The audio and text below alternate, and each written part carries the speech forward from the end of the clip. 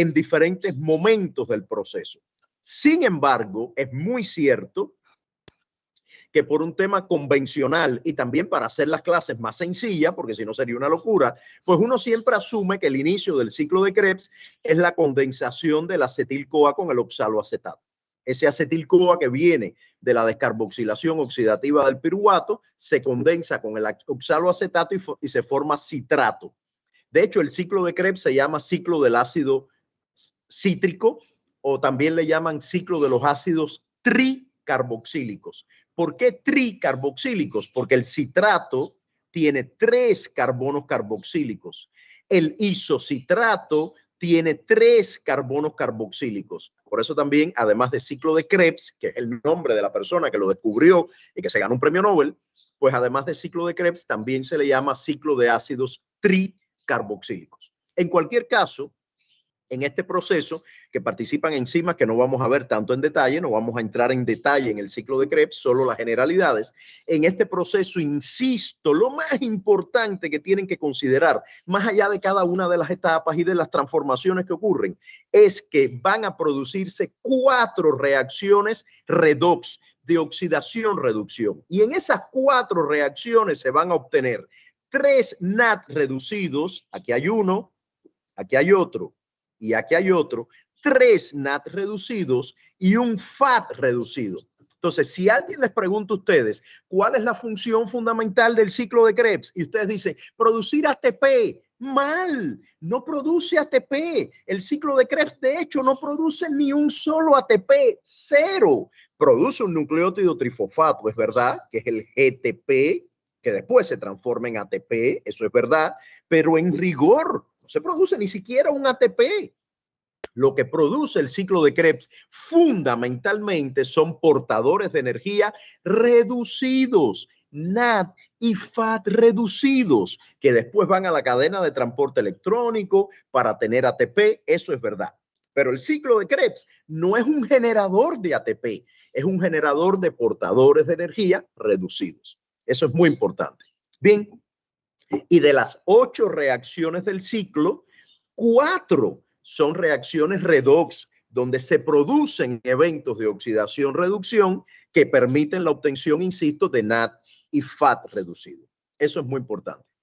Otro tema interesante con el... por cierto, para hacer el cálculo ya y no avanzar más. Recuerden que de cada glucosa se obtienen 2 piruvatos en la glucólisis, ¿verdad? Y de cada piruvato un acetil-CoA. O sea, de cada glucosa llegan al ciclo 2 acetil-CoA. Bien, por lo tanto, cada glucosa induce 2 vueltas del ciclo de Krebs. Y si cada glucosa, una glucosa, esto siempre me queda feísimo. Si una glucosa produce 2 acetil-CoA y por lo tanto 2 vueltas del ciclo, ¿cuánto NAD y FAT reducido produce cada glucosa en el ciclo de Krebs? Muy bien. Una vuelta son 3 NAD y un FAT. Obvio, 2 vueltas son 6 NAD y 2 FAT. Y esto es muy importante y al menos a mí me gusta mucho cuando evalúo estos temas decir, a partir de 10 glucosas, pongo cualquier número, de 10 glucosas, ¿cuántos portadores reducidos se producen en el ciclo de Krebs? ¿O cuánto se produce entre la descarboxilación del piruvato y el ciclo de Krebs? Ahí habría que sumar el NAD reducido de la piruvato deshidrogenasa. Tienen que tener eso en cuenta porque dependiendo de exactamente qué etapa de la respiración le pregunten, pues así será la cantidad de portadores energéticos que se generen y eso lo tienen que tener claro. Pero el resumen es que por cada glucosa, el ciclo de Krebs da 2 vueltas y se producen 6 NAD reducidos y 2 FAT reducidos. Eso es importante. Y esto que aparece acá también lo conocen posiblemente desde la secundaria, y es que el NAD es mejor portador de energía que el FAT. ¿Por qué? Porque en la cadena de transporte electrónico, y esto lo vamos a hacer así para que sea más simple, por cada NAD se producen 3 ATPs y por cada FAT se producen 2 ATPs. El NAD es más generador de energía que el FAT. Correcto, eso es importante. Tal vez por eso es que el ciclo de Krebs prioriza la obtención de NAD, estoy hablando de manera evolutiva, tal vez por eso Dios y Darwin prefirieron que en el ciclo de Krebs se produzca más NAD reducido que FAT reducido. Y es más, hay una cosa interesantísima que no dije porque no es un detalle que haya que destacar ahora, pero es interesante. En la piruvato deshidrogenasa, la actividad de esta enzima, también se produce FAT reducido, porque ustedes dirán, ¿y para qué diablos se usa el FAT aquí si no lo veo en ningún lugar? La piruvato deshidrogenasa en algún punto de su actividad produce FAT reducido. Y ese FAT reducido entrega su electrón al NAD para que se convierta en NAD reducido. O sea, es una cosa loca. Si ya yo tengo FAT reducido, ¿para qué diablos ahora quiero donar el electrón y tener NAD? Ah, una explicación posible desde el punto de vista evolutivo es que el NAD es mejor donor de energía. Es mejor tener NAD reducido que FAT reducido. Así tenemos más ATP. ¿Comprenden? Entonces, hay muchos eventos donde el NAD, en términos de su capacidad de donar de energía, gana el FAT. Hay más NAD, se acumula NAD reducido y no tanto FAT. Bien, insisto, el mejor ejemplo es esta reacción de acá, donde se forma FAT reducido, se obtiene, y una vez formado, el electrón se lo entrega al NAD. Pero wow, si ya tiene FAT reducido, no importa, vamos a preferir NAD, porque el NAD es mejor donor de energía. Bien, es un mejor portador y en consecuencia donor de energía en la cadena de transporte electrónico. Y otra cosa que quiero destacar del ciclo de Krebs es que aunque es verdad que su rol fundamental tiene que ver con la respiración celular, con la generación de portadores energéticos, eso es verdad, pero también el ciclo de Krebs es un precursor de otras biomoléculas. Cuando estudien lípidos, grasas, síntesis de ácidos grasos, se van a dar cuenta que el precursor es el acetil-CoA, pero el acetil-CoA directo no va a la síntesis de ácidos grasos, no. El acetil-CoA ingresa al ciclo de Krebs, se une al oxaloacetato, se forma citrato y es el citrato el que forma los ácidos grasos. Por lo tanto, el citrato sale de la mitocondria por la lanzadera citrato-malato. No nos vamos a meter en eso ahora, eso es otro curso, otra clase, perdón. El citrato sale de la mitocondria y en la matriz y en el citosol participa en la síntesis de ácidos grasos. Por lo tanto, el ciclo de Krebs no solo genera portadores de energía, sino que además genera intermediarios como el citrato para sintetizar otras biomoléculas. También el ciclo de Krebs, por ejemplo, a partir del succinato, es precursor del grupo hemo. Por lo tanto, es fundamental para tener hemoglobina. De hecho, más que nada es precursor de los anillos porfirínicos a partir del cual se arma el grupo hemo. El grupo hemo no es más que anillos porfirínicos con hierro. Eso es el grupo hemo. Pero ¿saben qué? Esos mismos anillos porfirínicos con magnesio o manganeso, magnesio creo, forma clorofila. Es por eso que se dice que los anillos porfirínicos le dan color a la sangre y al pasto, porque son los precursores del grupo hemo de la hemoglobina para la sangre, bueno, los eritrocitos, obvio, y precursores de la clorofila en los vegetales.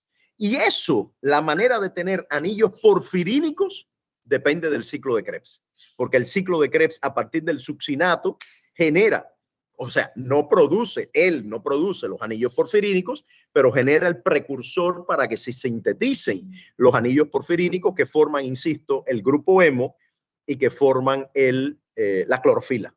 ¿Bien? Bueno, a lo que iba. Ciclo de Krebs, matriz mitocondrial, ciclo de Krebs, produce portadores energéticos reducidos en 4 reacciones redox. De las 8, 4 son redox y producen NAD o FAT reducido y bueno, se produce un nucleótido trifosfato. Bien, entonces recuerden que en el examen, si fuera yo el profe de teoría, les hubiera preguntado cosas o le preguntaría cosas como esa en el próximo examen. A partir de 10 glucosas, ¿cuántos portadores energéticos reducidos se producen en tal etapa de la respiración celular?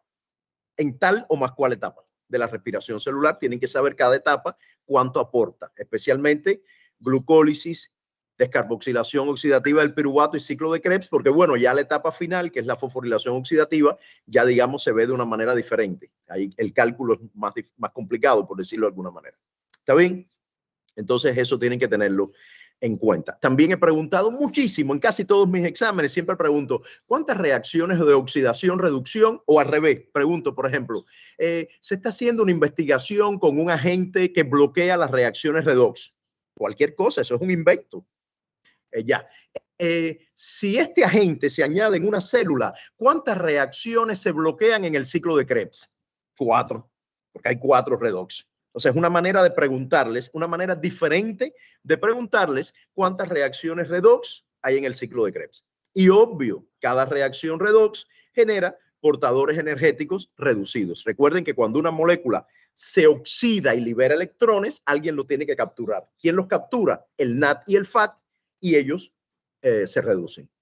Y lo otro importante, que no se les olvide nunca, es que esto que estamos hablando de NAT, FAT, esto viene del complejo vitamínico B. NAT y FAT es B2 y B3, o al revés, B3 y B2, o sea, FAT es B2, NAT es B3. Que no se les olvide nunca. O sea, una pregunta puede tener que ver con un individuo que tiene deficiencia en el complejo vitamínico B y por lo tanto indique en la respiración celular qué eventos se verán afectados. La glucólisis, claro, porque necesita NAT. La descarboxilación del piruvato, claro, porque necesita FAT y NAT. El ciclo de Krebs se afecta porque necesita FAT y NAT. Correcto. O sea, tienen que tener eso claro e integrar ideas, integrar conceptos, porque estas moléculas no vienen del cielo, son son derivados del complejo vitamínico B, derivados del complejo vitamínico B. Y esto le da forma a este concepto de fulano tiene deficiencias en las vitaminas, necesita suplementos vitamínicos. Eso no es algo abstracto, es que esos suplementos, esas vitaminas son fundamentales, especialmente las del complejo B, como coenzimas para que funcione algo tan elemental como la respiración celular. Usted se muere si no hay respiración celular. Bien, entonces eso conecta molecularmente a esa pastillita que usted se toma o una dieta estable y equilibrada, que es lo ideal, para tener buena disponibilidad de componentes del complejo vitamínico B, porque ellos son precursores de moléculas tan valiosas como el NAT y el FAT, Esto es una manera también de representar el ciclo de Krebs, que ya saben ocurre en la matriz mitocondrial. Y al ciclo de Krebs, aunque yo he hablado de respiración y de los carbonos que vienen de la glucosa a partir de la glucólisis, recuerden que al ciclo de Krebs, yo lo mencioné hace un momento de manera rápida, también pueden llegar carbonos por otra vía. Ustedes ya saben que los aminoácidos, sobre todo glucogénicos, son donores de carbonos al ciclo de Krebs. Recuerden que cuando un aminoácido es catabolizado, el grupo amino va para el ciclo de la urea.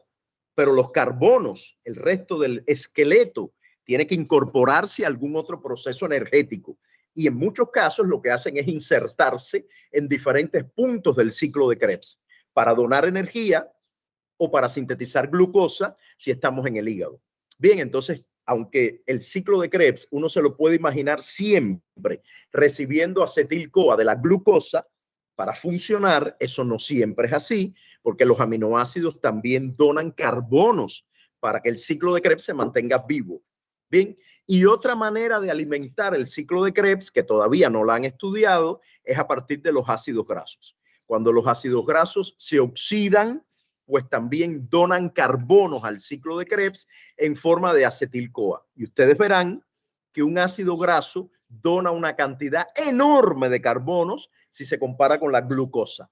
Un ácido graso hace que el ciclo de Krebs esté mucho más activo porque aporta más carbonos que lo que aporta la glucosa. Por eso almacenamos energía a largo plazo en forma de grasa y no en forma de glucosa, porque la glucosa es un donor de energía maravilloso, pero pobrecito, mientras que los ácidos grasos donan una cantidad de energía brutal, y eso lo van a comprender mejor cuando vean la beta oxidación de los ácidos grasos. Solo un ejemplo, como dice un spoiler, una glucosa tiene 6 carbonos, ¿verdad?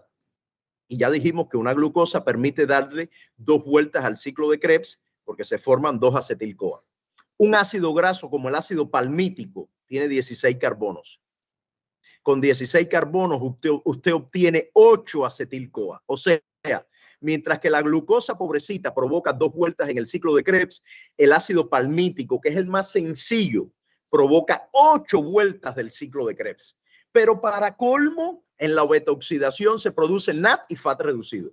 No hace falta ni siquiera el ciclo de Krebs. Antes ya se produce NAD y FAT reducido. Entonces entenderán en la beta-oxidación por qué Dios y Darwin escogieron los ácidos grasos como almacén de energía y no tanto la glucosa, que no es que no sirva para almacenar energía, obvio, pero es una energía más de uso inmediato, más de corre que te mueres.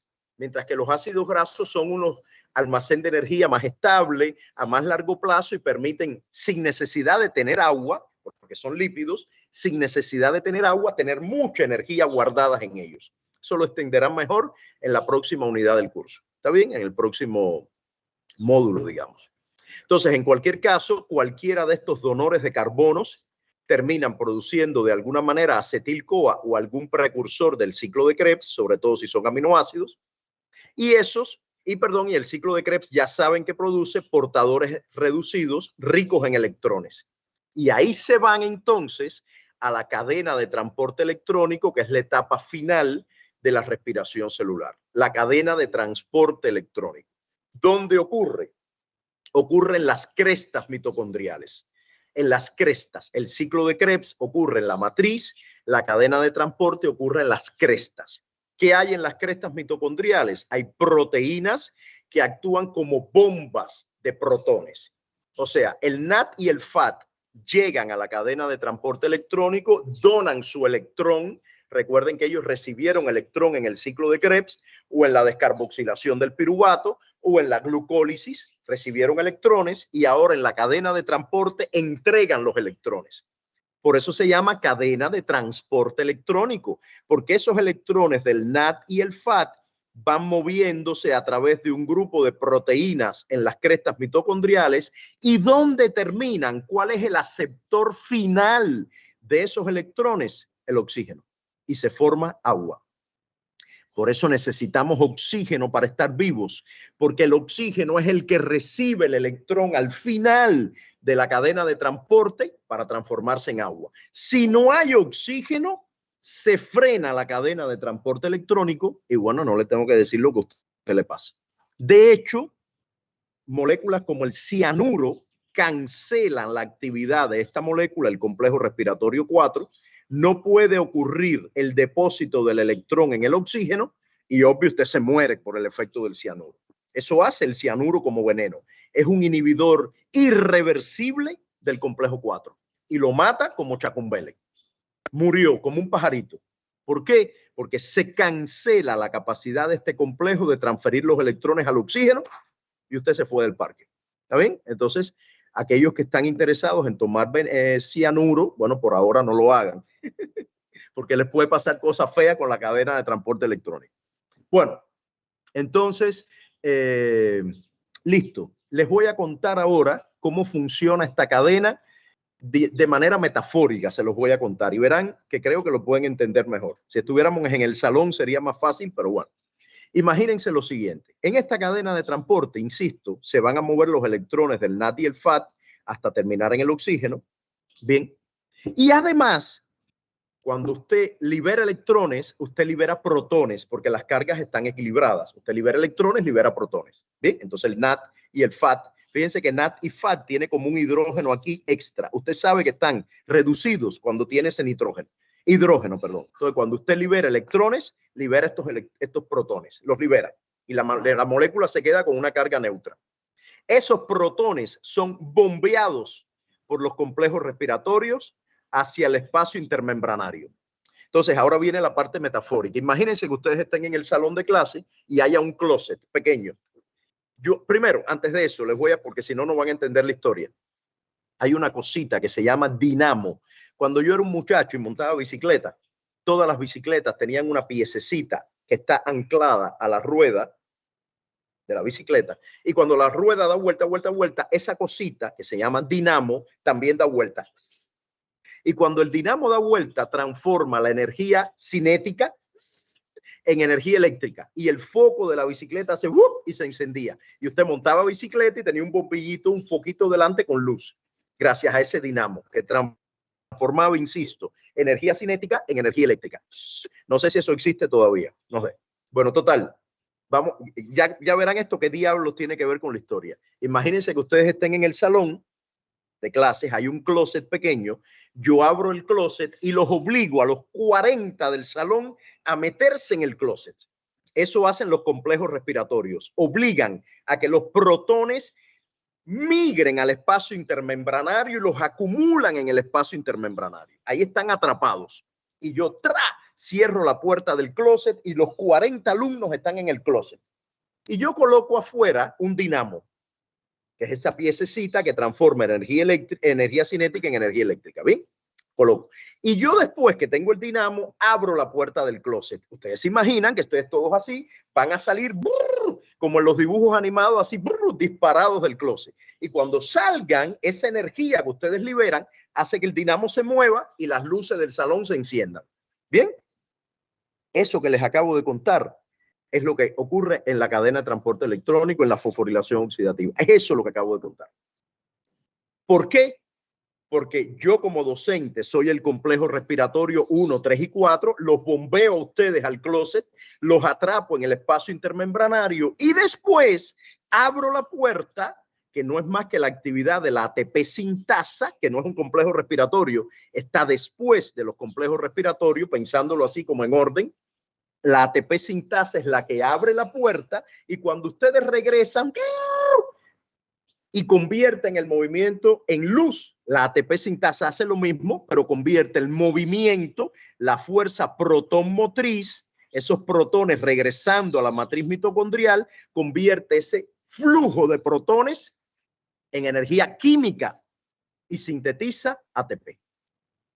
O sea, sintetizar ATP no es más que transformar la energía cinética de los protones, esa fuerza protón motriz con la que ellos regresan al espacio intermembranario, en energía química. Insisto, las bombas de protones, los complejos respiratorios los acumulan en el espacio intermembranario. Y cuando está bien lleno, como el closet lleno con ustedes, la ATP sintasa abre la puerta y regresan los protones a la matriz mitocondrial, regresan con una fuerza tremenda y esa energía con que regresan, que se llama fuerza protón motriz, genera una energía química o es transformada en energía química. Recuerden que la energía ni se crea ni se destruye, solo se transforma.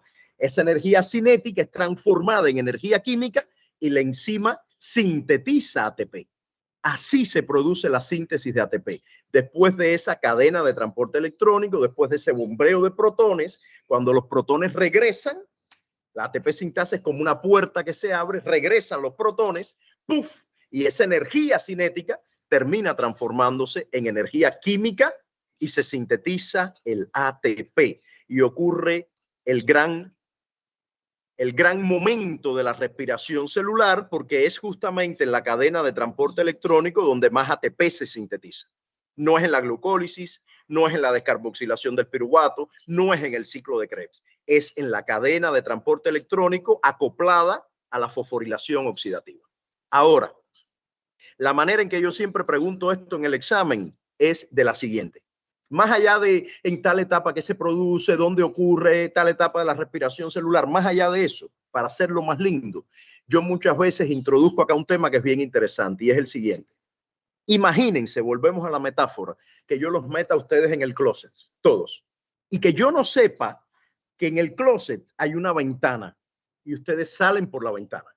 Entonces, cuando vengo yo a abrir el closet, no hay nadie, se fueron. Por lo tanto, yo, que soy la ATP sintasa, no puedo sintetizar energía, porque ustedes se fueron.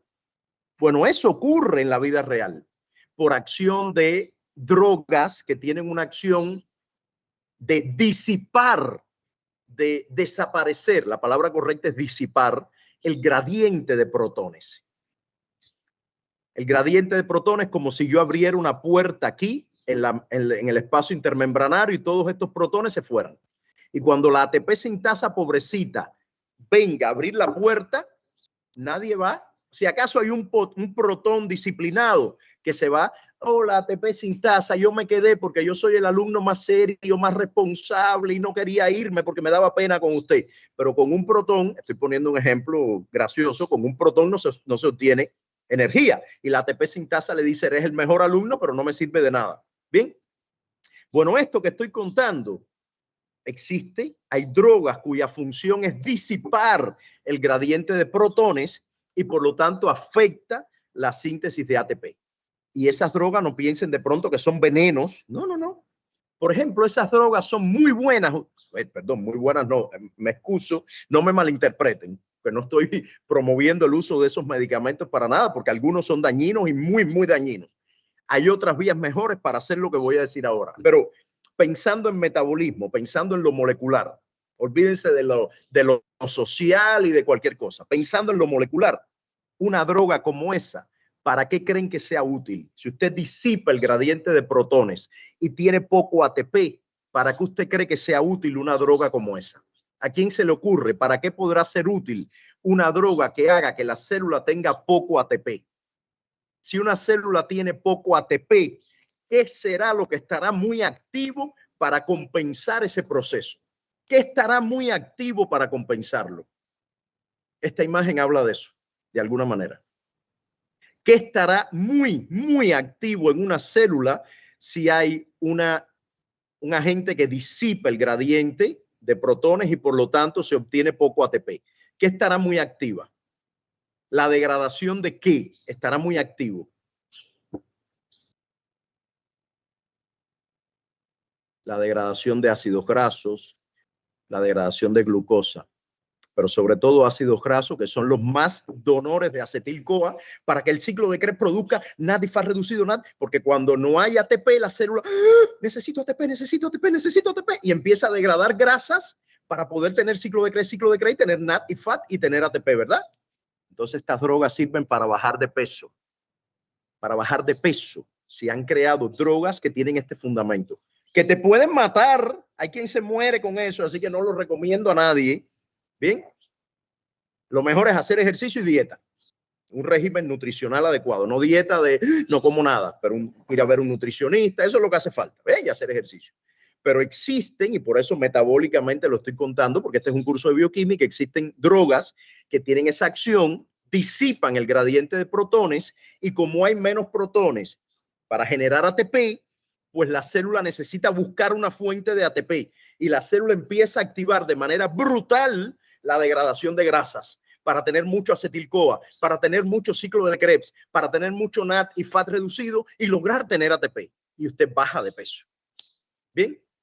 ¿Quedó claro?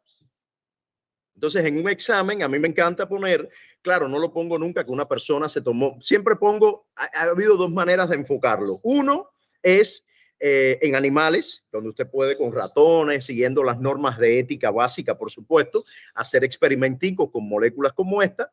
O recuerdo que el semestre pasado puse algo así como una señora que iba a hacerse un tratamiento, no sé qué diablo, una clínica, porque ahí habían preguntas del ácido hialurónico, otra historia que no tienen que ver con esto. Y de paso la señora preguntaba al médico porque unas amigas le habían hablado de una droga mágica que le permitía bajar de peso.